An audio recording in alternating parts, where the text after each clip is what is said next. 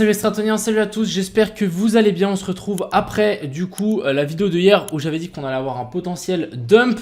Donc c'était soit un gros dump, soit un gros pump. On a eu un gros pump, c'était pas forcément dans mon plan. Donc je me suis pris un stop loss, c'est pas grave, un stop loss ça arrive. Mais on va analyser du coup ce BTC qui est de nouveau dans une zone dure. Donc vraiment on avait une zone de résistance, on a directement pumpé et là on est de nouveau dans une zone de résistance. Donc pour moi c'est de nouveau une belle zone pour un short, donc c'est ce que je vais sans doute faire. Et puis bien évidemment on ira faire un tour sur 2-3 petites altcoins, donc on a des choses intéressantes et on a aussi effectivement beaucoup de shorts à prendre. Et je vais aussi vous expliquer pourquoi je ne crois pas en ce pump et pourquoi je pense qu'il va être retracé. Enfin bref, j'espère que cette vidéo vous plaira, on est parti. Crypto,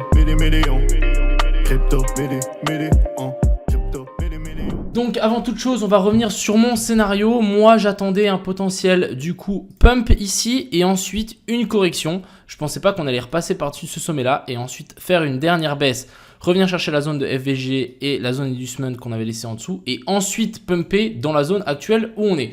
Donc pourquoi pas, écoutez, c'est pas bien grave, on est peut-être pas en train de faire cette baisse et en fait, cette correction en ABC qui moi je pensais un petit peu plus grande, on l'a peut-être ici tout simplement. Donc ici on l'a en A, B et puis C, donc c'est peut-être suffisant et ça a été clairement suffisant ici sur ce BTC.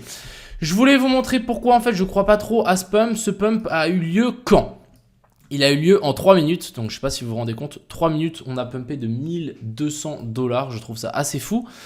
On a pumpé le premier jour d'octobre et aussi juste avant la clôture en daily, juste aussi après la clôture du coup weekly, juste avant la clôture en weekly. Donc là ils disent, en plus c'était un week-end, donc du coup on a Folis qui nous a dit que c'était un pump le dimanche, premier jour du mois, juste avant la close du daily. Et du coup, il a dit que c'était sûrement légit, etc. Donc, mais c'était en mode ironique. Et je suis assez d'accord avec lui. Personnellement, je n'y crois pas trop à ce pump. Et vraiment, on aurait cette potentielle correction A, B et puis C. On revient du coup chercher les liquidations au nord. Et ensuite, on devrait redescendre. On a la même chose sur le BTC ici. En plus, clairement, on n'est pas revenu récupérer ses plus bas. On a laissé plein de liquidations sur le haut. Donc voilà, personnellement, moi, c'est une belle zone de short. Je pense qu'il y a des jolis ratios à target ici en bas. Donc je ne verrai pas pourquoi je m'amuserai à longue. Encore une fois, c'est mon propre avis. Je pense qu'il ne faut pas forcément essayer de se dire « Ah ouais, mais il est nul parce qu'il a raté, etc. » Plutôt essayer de comparer. Je sais qu'il y a d'autres youtubeurs qui sont plutôt bullish. Donc à vous de faire votre propre avis. Et c'est ça l'objectif. Personnellement, moi, je partage juste mes avis. Je partage mes positions. Quand je gagne et quand je perds, c'est la moindre des choses. Donc pour vous dire, hier j'ai quand même perdu une belle somme, j'ai perdu genre plus de 10 000 $ plus le copy trading, ce qui fait encore plus chier. Du coup voilà pour ce petit BTC. Je vais juste passer sur les choses que j'ai enregistrées pour vous montrer. Ouais, je trouve ça un truc de fou. Hier on a eu du coup le short squeeze, donc vous voyez ici on a l'open interest qui a chuté et ensuite qu'est-ce qui s'est passé? On a de nouveau l'open interest qui a de nouveau énormément pump, donc je trouve ça un truc de fou. Et en plus on a les fundings qui sont repassés presque à neutre, donc on peut imaginer qu'il y a de nouveau des gens qui sont en train de FOMO short là-haut. Je trouve ça juste assez fou. On a le spot qui continue à driver le mouvement, on voit bien que le spot est toujours là, donc on peut continuer à monter sans trop de soucis sur ces niveaux-là. Donc pour le moment on n'est pas forcément sur un top sur le BTC, mais personnellement je m'attends à une potentielle baisse. Un truc comme ça. Donc déjà pour moi on a 7 targets, donc pourquoi pas retest ce dernier plus bas. Ça me semblerait assez évident de faire un petit retest et ensuite de potentiellement chuter. Ici j'ai tiré pas mal de lignes qui sont pour moi assez intéressantes. On a une zone de FVG juste ici au nord. On a aussi la zone des, je sais plus, je crois que c'est 161,8. Alors attendez, non, c'est la zone des 100 de Fibonacci, de cette potentielle correction A, B et puis C. Remonter jusqu'ici, récupérer les liquidités au-dessus de ça. En plus, on a fait un pump le premier du mois et ça, c'est quelque chose que je n'y crois pas trop. Vraiment, je pense qu'on a sans doute pump pour récupérer certaines choses et ensuite, tout le mois d'octobre, on peut chuter. Si on passe en monthly, juste pour vous montrer aussi, on est venu combler la grosse zone de FVG qu'on avait formée du coup le mois dernier ici. Donc pour le moment, on est clairement dedans. On est venu clôturer plus de la moitié de la zone de fair value gap. Donc pour le moment, c'est suffisant. Voilà, si on zoome un petit peu ici sur ce graphique, pour le moment, on n'a rien de baissier.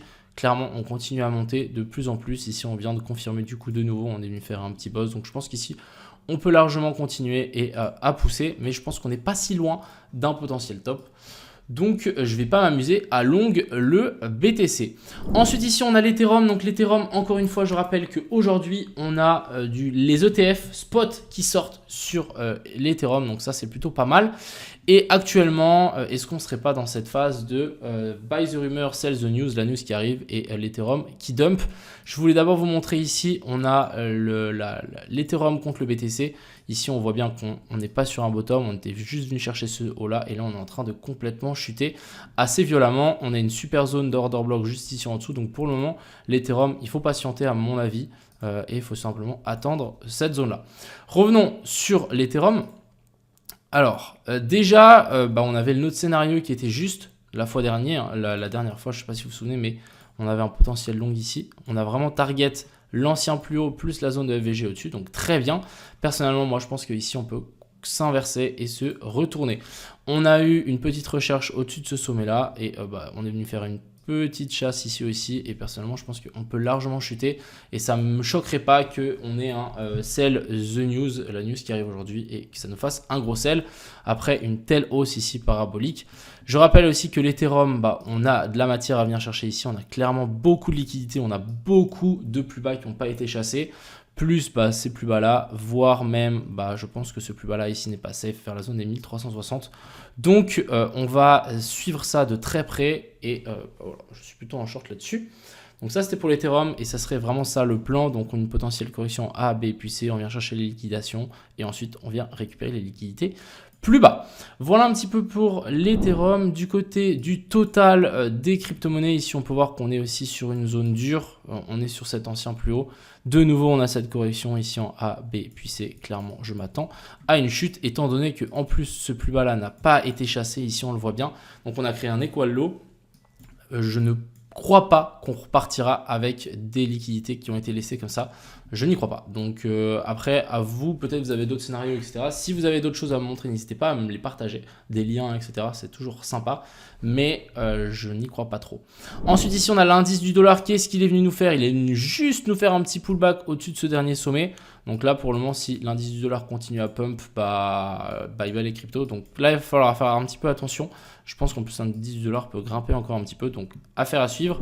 Et le SP500 qui est plutôt aussi mal en point. Ici, on voit bien qu'en weekly, on a fait vraiment une sale clôture. On n'est pas à l'abri de nous faire un petit rebond pour venir chasser et toucher l'énorme zone de FVG qu'on a laissé juste ici au-dessus. Et ensuite, après, on pourra largement continuer cette baisse. Donc, il va falloir se méfier et faire attention à tout ça. J'ai 2-3 petites alts aussi à vous montrer qui sont très intéressantes. On a le FTM et je pense que on est sur une belle zone de short aussi. Qu'est-ce qu'on a? On a eu un joli petit rebond de nouveau en A, B, C. On a laissé plein de liquidités ici au sud. On revient chercher la zone OTE de cette dernière baisse, plus les liquidités qu'on avait laissées là. Personnellement, moi j'y vois une seule direction, c'est la baisse. Ensuite ici, on a le DYDX, même chose. On a laissé plein de liquidités ici au sud. On est mieux récupérer donc notre A, ça nous fait notre potentiel C. Et ensuite, si on zoome un petit peu, on a fait une petite inversion de structure. Donc ici, on a notre petit cos et ici notre petit pos. Changement de caractère. Et du coup, on peut, je pense, s'attendre à une correction. Maintenant, ce qu'il faudra, c'est clôturer en dessous de ça pour pouvoir vraiment s'inverser. Solana aussi qui a énormément pump. On se retrouve dans une grosse zone de FVG. Donc là, il va falloir aussi se méfier. Je crois qu'en low time frame, on n'a pas encore d'inversion structure, mais ça peut arriver assez vite si on a vraiment une clôture ici en dessous. Donc vraiment pour moi, on n'est pas dans des zones où il faut long les cryptos. Soit plutôt il faut se tenir en retrait ou tenter un short. Après ça, c'est à vous de voir. Ensuite ici, on a le fil, même configuration que le DYDX et le FTM. On est de nouveau dans cette correction A, B puis C. On vient chasser les anciens sommets et on peut vraiment s'attendre à une correction un peu plus profonde. Je rappelle que ici, pour moi, ce n'est pas un bottom. Ensuite, ici, on a Atom. Est-ce qu'on ne serait pas dans la même configuration aussi? On vient chasser donc ce dernier sommet. Alors, si je veux bien tirer une ligne et non un bloc, mais on vient chasser ces derniers sommets. Et ensuite, on vient récupérer donc déjà les liquidités qu'on a laissées là, voire même ce plus bas là. Perso, je pense qu'ici sur l'Atom, ce qui pourrait être assez intéressant, c'est déjà tenter un long si on revient dans cette zone là pour ensuite repartir vers le haut et ça nous fera une correction ici en A, B puis C. Ça sera intéressant vu qu'on a un boss et ensuite on nous fera un joli bottom. Mais bon, pour le moment, on va se méfier et je ne longerai pas, en tout cas sur ces sommets-là. Donc voilà un petit peu le plan. Le BTC, je pense qu'il peut continuer largement un petit peu à pousser, à venir récupérer donc les dernières liquidités qu'on a laissées ici en haut. Et ensuite, on avisera, mais je pense qu'on n'est pas loin d'un top. Après, encore une fois, c'est mes analyses techniques. Je sais qu'il y a énormément de gens qui s'amusent à shorter actuellement. On a l'open interest à chaque fois qu'on vient pumper, on a de nouveau l'open interest qui repart à mort, des gens qui shortent à mort, et du coup en fait ça nous fait pousser le cours à chaque fois et on nous fait un gigantesque short squeeze. Donc ça aussi, ça peut vraiment changer vos analyses, même si vos analyses sont bonnes sur un graphique qui pourrait être sain. Là on est potentiellement sur un graphique qui est moins sain. Du coup on a des gens qui shortent à mort, et du coup dès qu'on vient les rects, ça reshort direct derrière. Donc ce qui se passe, c'est que on est en train de faire un short squeeze et ça peut monter encore très très haut. Enfin bref, voilà, c'est ce que je voulais vous partager aujourd'hui dans cette vidéo. J'espère que cette vidéo vous a plu.